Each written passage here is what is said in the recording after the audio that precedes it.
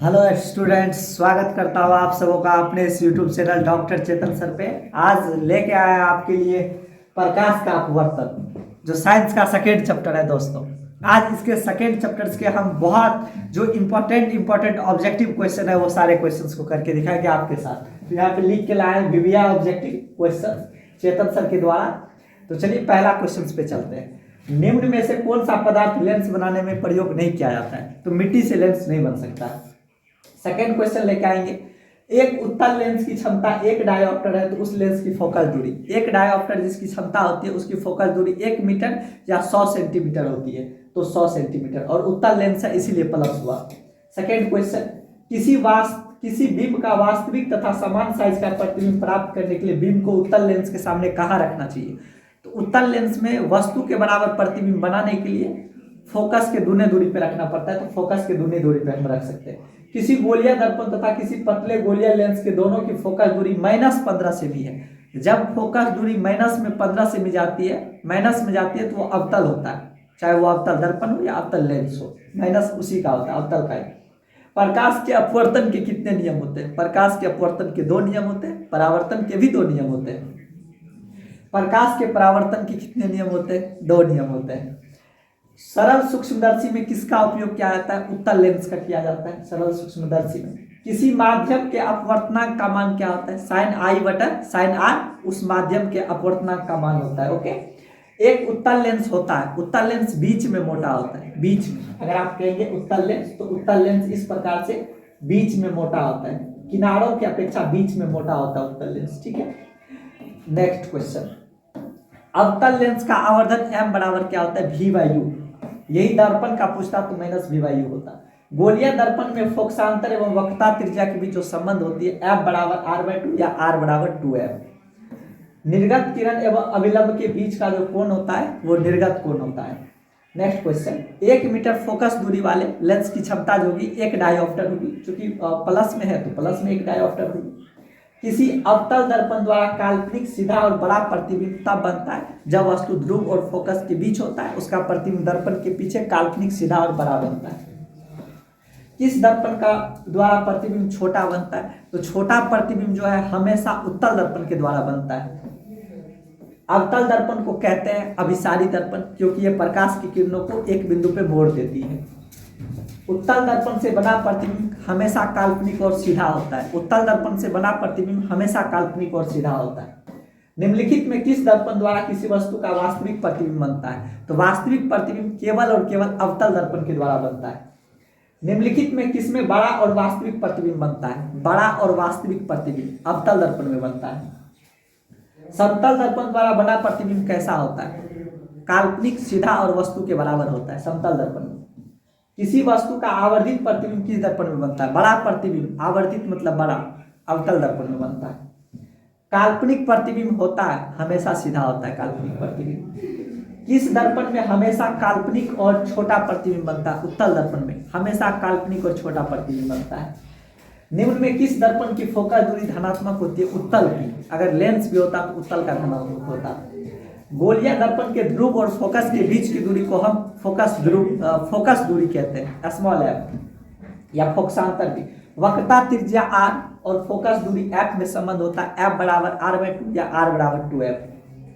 हजामत बनाने, दाढ़ी बनाने में अवतल दर्पण का उपयोग होता है। सोलर कुकर में अवतल दर्पण का उपयोग होता है अभिसारी होने के कारण। नेक्स्ट क्वेश्चन, सर्च लाइट की परावर्तक सतह बनी होती है अवतल दर्पण की। रोगियों की नाक, कान और गले के जो डॉक्टर्स होते हैं वो अवतल दर्पण का उपयोग करते हैं। पानी में डूबे हुए उत्तल लेंस की फोकस दूरी हवा में इसकी फोकस दूरी की अपेक्षा क्या होती है? कम होती है।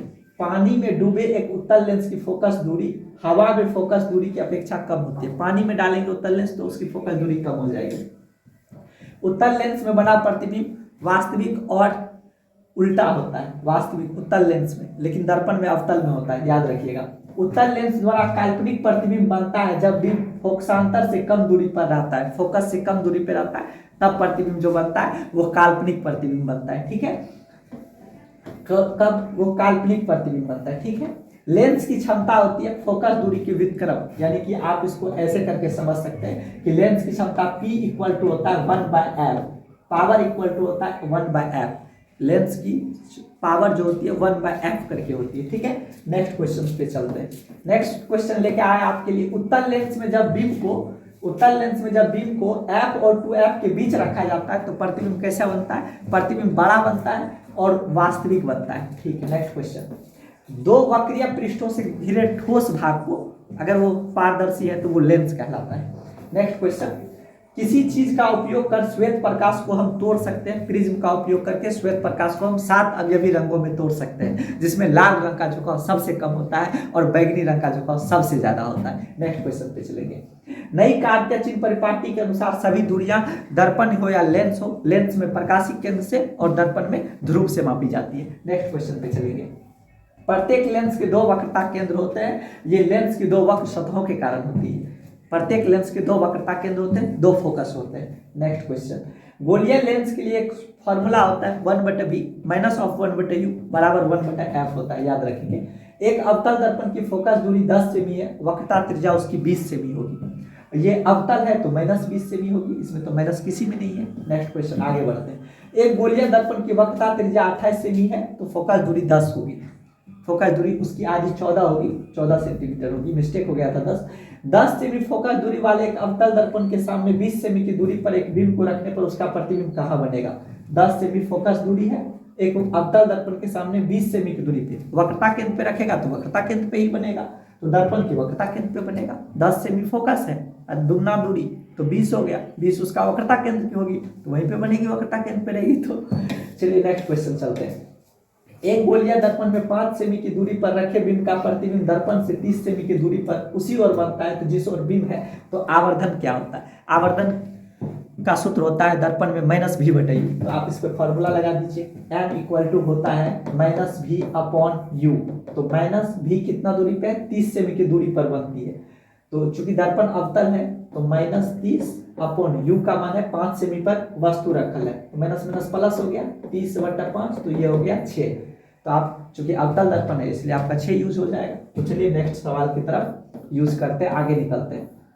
एक उत्तल लेंस से 30 सेमी की दूरी पर एक बीम रखी गई है, लेंस से बराबर दूरी पर वास्तविक प्रतिबिंब बनता है तो लेंस की फोकस दूरी क्या होगी? 15 सेंटीमीटर।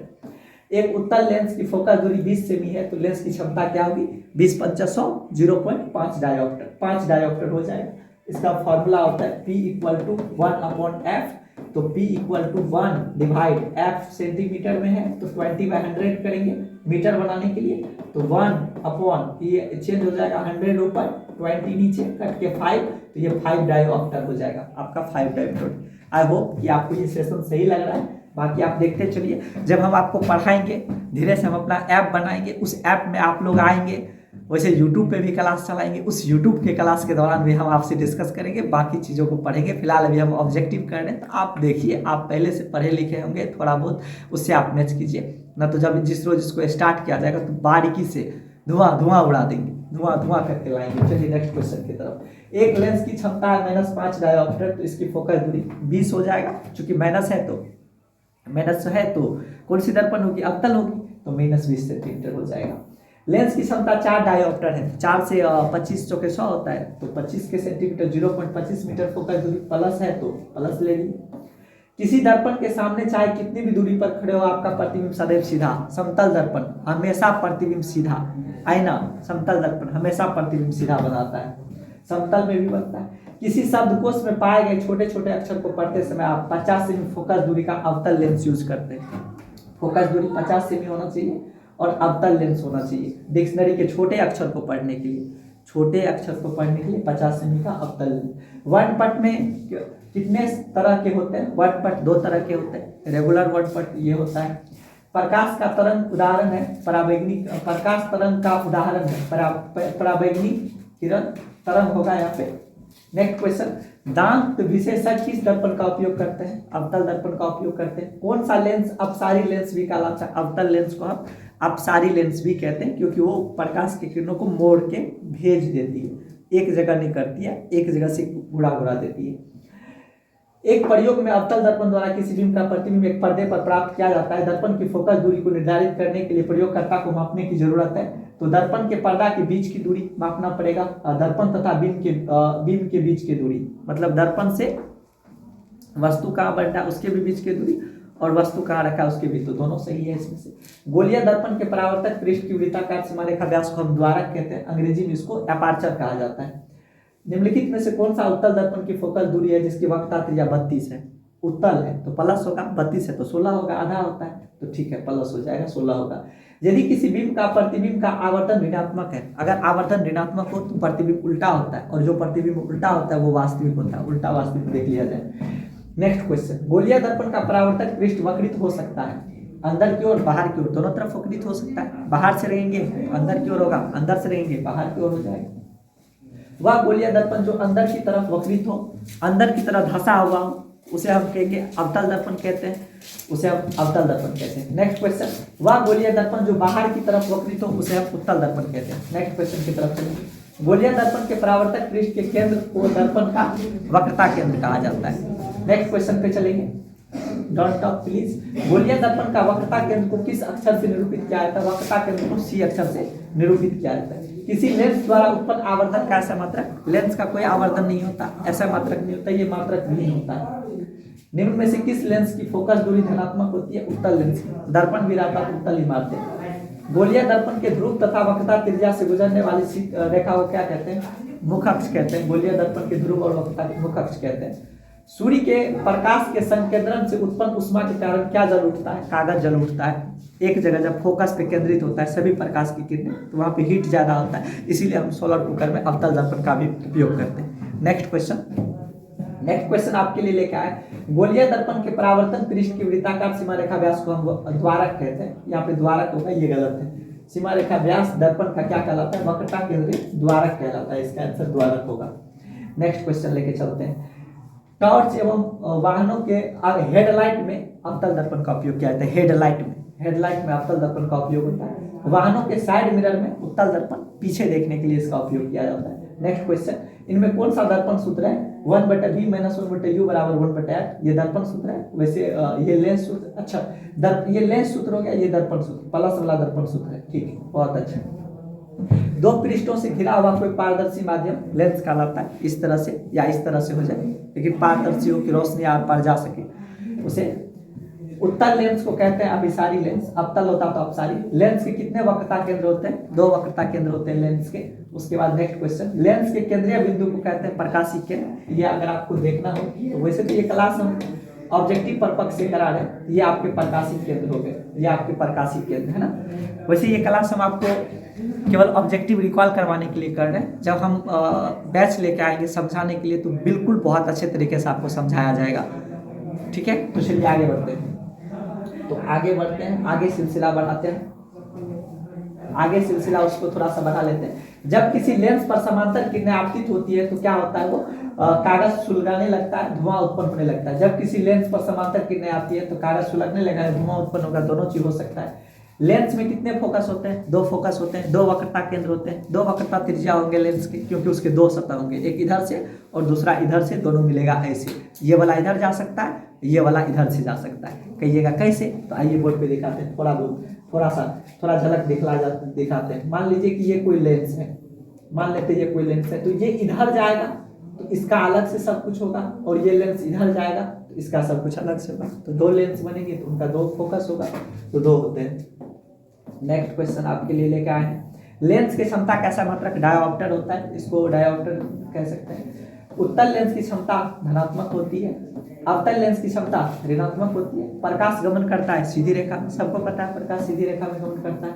नेक्स्ट क्वेश्चन है कि एक अवतल दर्पण की फोकस दूरी 20 सेंटीमीटर है और एक वस्तु दर्पण के ध्रुव से 30 सेमी की दूरी पर रखी गई है, तो प्रतिबिंब कहाँ बनेगा? फॉर्मूला का उपयोग करेंगे, दर्पण सूत्र 1/v + 1/u बराबर 1/f, और वहां से हम इसको फाइंड आउट कर लेंगे। किसी अवतल दर्पण के सामने 30 सेमी की दूरी पर स्थित, ये 30 सेमी की दूरी पर है, तो 30 सेमी की दूरी पर स्थित वस्तु, तो यानी कि u का मान हो गया आपको 30 सेंटीमीटर, ठीक है, और दर्पण के पीछे 40 सेमी पर बनता है प्रतिबिंब, तो v का मान हो गया 40 सेंटीमीटर। तो आप निकाल सकते हैं f, उसकी फोकस दूरी पूछ रहा है तो आप फोकस निकाल सकते हैं फॉर्मूला का यूज करके, 120 सेंटीमीटर आएगा। एक गोलीय दर्पण की वक्रता त्रिज्या 20 सेमी है तो फोकस दूरी आधी होती है, 10 सेंटीमीटर हो गया। जिस वस्तु से प्रकाश निकलता है उसे हम प्रकाश स्रोत कहते हैं, ठीक है। नेक्स्ट क्वेश्चन, प्रकाश के किरणों के समूह को हम किरण पुंज कहते हैं। प्रकाश के किरणों के समूह को हम किरण पुंज कहते हैं। प्रकाश के किरणों का पथ दर्शाने वाले चित्र को हम किरण आरेख कहते हैं। आवर्धन का ऐसा मात्रक इनमें से कोई नहीं होता है, क्योंकि आवर्धन क्या होता है, प्रतिबिंब की ऊंचाई और वस्तु की ऊंचाई, इसीलिए उसका कोई ये नहीं होता है। क्या नहीं होता है, उसका ऐसा मात्रक नहीं होता है, मात्रक विहीन होता है। उत्तल दर्पण के सामने एक वस्तु को रखा जाता है जिसकी प्रतिबिंब कैसी होगी, उत्तल दर्पण में हमेशा काल्पनिक सीधा छोटा बनता है, काल्पनिक सीधा छोटा बनता है, ठीक है।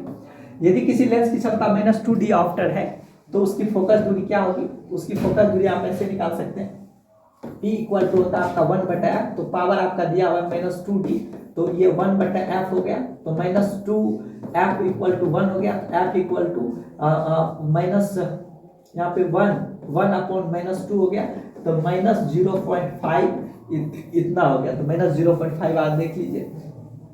हम सभी नॉमेरिकल क्वेश्चन भी करा सकते हैं दोस्तों, लेकिन ये हम ऑब्जेक्टिव सेशन लेके आए हैं, इसीलिए इसमें हम नॉमेरिकल को सॉल्व उतना नहीं कर रहे हैं। बाकी हम क्लास लेके आएंगे। अगर आपको मेरी आवाज़, मेरी पढ़ाने की तरीका, अभी तो केवल ये क्वेश्चंस हम डिस्कस कर रहे हैं, जब आप हमारे लेक्चर्स को सुनेंगे, जब मेरे पढ़ाए हुए चीज़ों को आप देखेंगे, आई रियली होप, मैं वास्तव में अनुमान लगाता हूँ, उम्मीद करता हूँ कि आप ज़रूर समझेंगे। तो बने रहिए ऐसे वीडियो के लिए, चैनल को सब्सक्राइब करके रखिए, वीडियो को लाइक करके रखिए और अपना प्यार आशीर्वाद देते रहिए ताकि हम भी आगे निकल सकें। चलिए आगे देखते हैं। निम्नलिखित में से किसका अपवर्तनांक सबसे अधिक होगा, हीरा का 2.42 होता है। निम्नलिखित में किस लेंस की अभिसारी लेंस कहते हैं, उत्तल लेंस को। दर्पण के सामने किसी भी दूरी पर स्थित वस्तु का प्रतिबिंब कैसा होता है, केवल दर्पण के सामने किसी भी दूरी पर स्थित वस्तु का प्रतिबिंब सीधा अपवर्तित होता है, केवल समतल दर्पण में। वैसे समतल में भी होता है, उत्तल में भी सीधा ही बनता है। निम्नलिखित में किस माध्यम में प्रकाश की चाल सबसे अधिक होती है, निर्वात में। तो आज हम लोग इतने सारे क्वेश्चंस किए, आई होप कि आपको थोड़ा सा यूजफुल हुआ होगा। अगर आपके एग्जाम के व्यू से, अगर आपके नॉलेज को पुनः जज करने के व्यू से, आपके रिवीजन के व्यू से थोड़ा सा भी अगर ज़रूरत लगा हो तो मेरे वीडियो को लाइक कीजिए, चैनल को सब्सक्राइब कीजिए। मिलते हैं अगले वीडियो पे। Thanks for watching. Chetan sir.